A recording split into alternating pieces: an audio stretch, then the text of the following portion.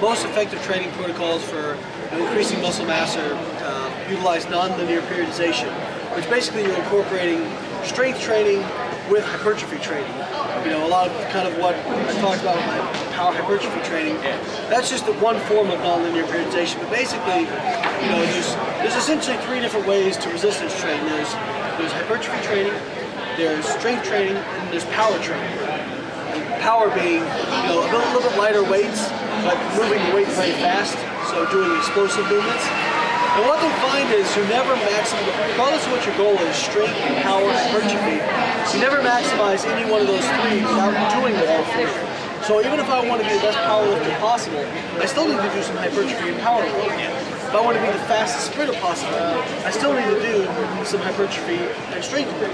And so if I want to be the best bodybuilder possible, build the most muscle possible, I still need to do strength and power. The difference is how you switch your priorities. So whereas maybe you do, you know, if you really wanted to be a power lifter, you're doing 3 strength sessions to every, you know, 1 hypertrophy and 1 power session.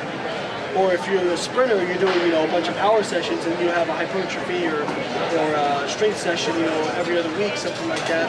Or if you're trying to be a bodybuilder, you know, you do, you know, 2 sessions for every 1 strength session for hypertrophy. You know, so you just change your emphasis depending on what you want to do.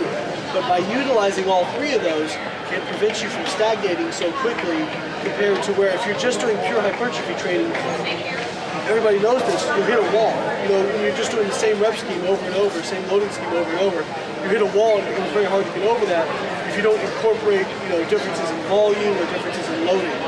So, you know, really, you know, examining kind of, there's really no substitute for trial and error as well, but really examining how you can incorporate, you know, all 3 of those aspects of training into your training to get the most out of it.